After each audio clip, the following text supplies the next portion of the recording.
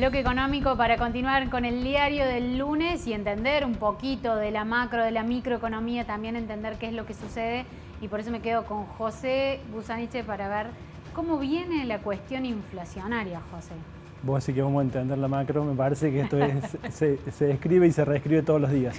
No, minuto a minuto, diría. Sí, minuto a minuto. Estuvimos participando en encuentros con algunos analistas de mercado, con empresarios y demás, un poco pensando y tratando de recoger qué están mirando hacia adelante. Volvimos a tener una semana complicada la semana pasada y estamos en la víspera de una elección que siempre también recalienta el panorama económico. Una de las conclusiones de los encuentros en los que asistimos con analistas de mercado tiene que ver con el reflote en la cotización del dólar blue, cómo eso empieza de nuevo a generar inercia inflacionaria y más presión. Por un lado, presión hacia el tipo de cambio oficial, se está descontando algún tipo de corrección del tipo de cambio oficial después de las elecciones. Obviamente el oficialismo, el ministro Guzmán lo está negando, pero el mercado está descontando, ¿no?, una corrección en el tipo de cambio y eso de nuevo genera lo que se conoce el pass-through, ¿no?, el paso a precios. Cuando sube el dólar, eventualmente vemos a las pocas semanas una corrección en algunos valores de la economía real y recalentando nuevamente los índices de inflación. ¿Qué están mirando los analistas en ese punto? Bueno, muy probablemente pasemos de índices de inflación mensuales de 3,5, como tuvimos en los últimos meses, a un escalón un poquito más encima, ¿no? Hacia el primer trimestre del 2022, inflación mensual del 5%, que ella nos pone en una situación bastante complicada. Pensemos que es la inflación que tienen muchos países en todo el año, ¿no? 5%. Que ese es el horizonte mensual. Ese es el horizonte para el primer trimestre del 2022. Y cuando se le consulta a los analistas, bueno, qué está pasando con la principal agenda del gobierno, que es obviamente la negociación con el Fondo Monetario, bueno, ahí vemos que hay un poco de recaudo, hay optimismo en el sentido de que se va a acordar con el fondo. Un dato importante, la deuda de Argentina es el 30% del total de la deuda que el fondo ha prestado. Digamos que un acuerdo con el fondo no solo es importante para Argentina, sino que es importante para el fondo, sí. Exactamente. Digamos, hay muchos elementos para que, el fondo no va a convalidar cualquier tipo de acuerdo, pero sí va a convalidar un acuerdo que lo deje más o menos bien y que pueda a Argentina generarle un horizonte de vencimientos que pueda encarar. José, ese dato positivo de acuerdo con el fondo podría repercutir en medidas que ayuden al gobierno a que no se dé ese impacto inflacionario para el año que viene. Sí, por muchas razones hay que acordar con el fondo. La Argentina tiene un plan de vencimientos para el año que viene de 18.000 millones de dólares y pensemos que las reservas reales, esos 43.000 millones que tiene el banco que se informan de reservas, son las reservas totales, no son las reales, no son las líquidas. Las líquidas son cerca de 6.000 millones de dólares, es decir que habría vencimientos para el 2022 de 3 veces el valor de las reservas. No hay ninguna posibilidad de pagar eso, con lo cual Argentina tiene que acordar con el fondo. Y un dato, si se quiere, la frase que dejaron toda esta ronda de consultas con analistas, es que ni el ala más extremista, ni el ala más dura dentro de la coalición de gobierno está pensando en un default. Todos están pensando en, más allá de lo que digan en los discursos políticos y en la campaña, todos están pensando en la forma de lograr un acuerdo con el fondo. Bueno, gracias José. El dato económico aquí con el diario del lunes, y ahora sí pasamos a presentar a Alejandra Coffi, que está visitándonos también aquí en el programa, directora del Grupo Values. Bienvenida Alejandra, ¿cómo estás? Muchas gracias, buenas tardes. Bueno, para hablar también de un tema complejo y que ya viene acarreándose hace muchos años, este conflicto y cantidad de denuncias que hay contra Edilesia Soez. ¿Cómo es la situación y cómo están las denuncias en la justicia en este momento? Básicamente la situación es como volver a 20 años atrás.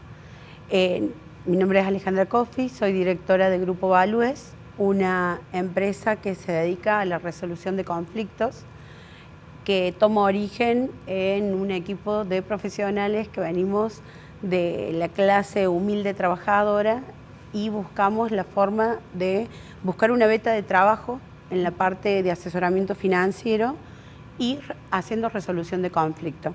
Así llegamos a la empresa del señor Roberto Suez, que es Edilicia Suez, que está compuesta por un grupo de empresas, todas sociedades a nombre de sus familias y un grupo reducido de inversores.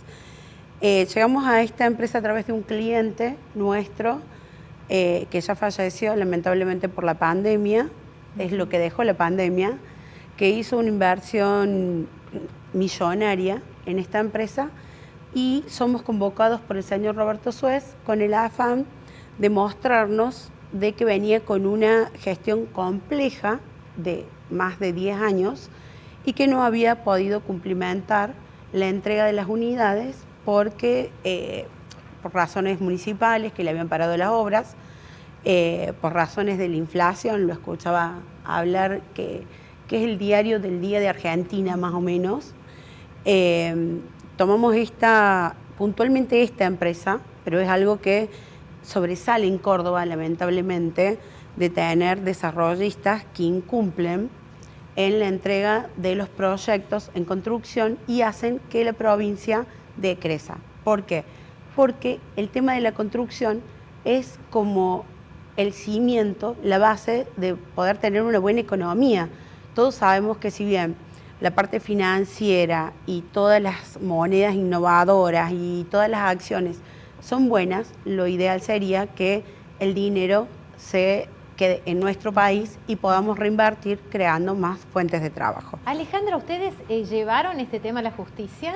Sí, nosotros hicimos un relevamiento de información de esta empresa porque nos encontramos con que no podíamos acceder a toda la documentación, pero lo que hicimos, que fue mucho, en poco tiempo, lo presentamos en la justicia, en la Fiscalía de Delitos Complejos. Nosotros como empresa tenemos un contrato de prestación de servicio que dice que si observamos alguna causa delictiva, tenemos la libertad de poder elevarlo al ente que correspondiera. Lo hicimos en el 2018, en la Fiscalía 27 de la señora Valeria Risi, lo presentamos al señor Suez, presentamos todos sus incumplimientos e irregularidades con el compromiso de él poder arreglarlo. O sea, aparentemente él buscaba quien pudiera acomodar su empresa para no terminar en un delito o no demostrar lo que era realmente. Lo presentamos y absurdamente nunca se movió. Está bien, justo entramos en pandemia, 2018, principio de 2019, presentamos un informe, lo pusimos a disposición de la ley, a los 3 meses, 4 nos damos cuenta de que este señor no tenía intenciones y que era imposible regularizar una situación casi de 32 millones de dólares. ¿De cuántos emprendimientos estamos hablando? Y estamos hablando de alrededor de 9 emprendimientos. ¿Y cuántas denuncias ustedes pudieron? Al 2018, cuando presentamos el caso en la Fiscalía 27, tenía 13 denuncias penales de diferentes, de dueños de propiedades, de las tierras, de las propiedades, de damnificados consumidores finales.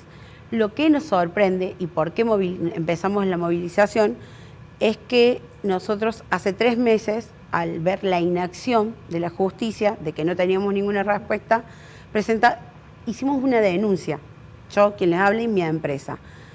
Y la respuesta que obtuvimos en ese momento fue que la fiscal Valeria Risi, al no ser parte de la empresa de Edilicia Suez, no había tomado en cuenta el informe que a nosotros nos había llevado a hacer 6 meses, donde se marcaba puntualmente todas las acciones delictivas y por qué no se habían cumplimentado la entrega de las unidades. O sea, no lo habían leído directamente. No, que, a ver, seamos honestos, si yo llevo un informe de una persona que presume ser un incumplidor, yo puedo creer, voy a creer que fue un error involuntario. Voy a tener fe en la justicia y voy a creer que fue un error involuntario. Pero el informe del cual hablé en todas las convocatorias que realicé con los propietarios, con la gente, con todos los movimientos que hice, me enteré hace menos de 2 semanas que la señora Valeria Ricci lo había devuelto a manos del señor Roberto Suez. En vez de, o sea, ni siquiera lo leyó aparentemente. Alejandra, ustedes se están movilizando también porque dicen y están pidiendo que Córdoba adhiera a la Ley Nacional de Víctimas, de protección de las víctimas. ¿Por qué? Porque a través de esta causa, que inició en el 2018, nos vimos inmersos en un mar de injusticias, de violencia de género, de violencia institucional, de estafas, y entendimos que debíamos sacar la parte humana de la empresa. Venimos de familias muy trabajadoras. A través de esta causa nos cerraron muchas puertas, así como hubo demora en la justicia, nos cerraron a nosotros puertas con nuestros futuros clientes, y todo fue a causa de que no había una justicia que se ponga del lado de la víctima, tal vez en desconocimiento. Hoy yo me atrevo, porque aparte realicé las denuncias correspondientes, a decir que lamentablemente en Córdoba hay una parte de la justicia que pretende actuar bien, porque me tocó estar como víctima desde varios aspectos. Víctima como empresaria estafada, víctima de violencia de género por personas que son referentes importantes, entre comillas, poderosos, que no permiten que el pequeño y mediano emprendedor o empresario pueda crecer. Y creo que eso es básicamente lo que está parando el crecimiento en Córdoba, más allá de las elecciones y todo este movimiento que es importante, pero creo que pierde el foco. Creo que el tema de algo que me gustaría decir y que es muy importante para mí, el tener un cargo público y también poder acceder a ser el dueño de una empresa privada, desvirtuó el manejo financiero y el manejo de la justicia, porque cuando vos tenés un cargo público, básicamente como la persona que yo acusé por violencia de género, que tiene 10 denuncias penales, me amenazó directamente, tengo botón antipánico, es como el referente financiero más importante de Córdoba, y no solamente que es y ha sido docente, sino que es el tesorero de la Bolsa de Comercio y es quien maneja como en forma representativa a quienes nos representan en la parte financiera. Entonces, si mezclamos la parte de violencia de género o violencia de cualquier tipo que hoy vivimos, que es increíble que el día a día vemos más muertes, más descontrol, y nos enfocamos solamente en las elecciones, que está bien, creo que nos estamos perdiendo la cultura de cómo llegamos a hacer una buena elección de quiénes nos van a dirigir, porque solamente nos basamos en la parte financiera. Alejandra, el paso siguiente que les queda después de esta denuncia que han hecho, ¿qué es el...? Realmente estamos comprometidos con hacer un aporte a la sociedad. Como empresa, como persona, vamos a convocar el martes que viene a las 19:30 horas a la altura del Buen Pastor a todas las personas que hayan sido víctimas o que se consideren víctimas de cualquier tipo, de la sociedad, de la cultura, de que le faltan herramientas, porque así como hay cosas malas, también hay cosas muy buenas que me ha tocado hablar. Justamente hoy hablé con la fiscal que lleva la parte de violencia de género y me fue muy honesta en decirme que sigue el proceso, pero que no tiene los recursos. Entonces nos comprometemos a esta convocatoria para acompañar y hacer que la ley de víctima, que es de orden público, 27372, que fue sancionada en el 2017 y una ambigüedad porque es de orden público, empiece a poder ser regida en Córdoba y en su provincia. Alejandra Coffi, muchísimas gracias por venir, por estar, por compartir. Ya queda citada también la convocatoria para todos. Buenas noches. Muchísimas gracias. Bueno, buenas noches a todos ustedes. También saludo a mis compañeros José Buenas noches, Coti. y María Esther. Gracias por acompañarnos. Y nosotros nos encontramos el lunes próximo en esta redacción abierta con el diario del lunes. Y no se olviden que los siguientes días, de lunes a viernes, también queda abierta esta redacción a las 21 horas con el resto de los colegas. Nos vemos el próximo lunes.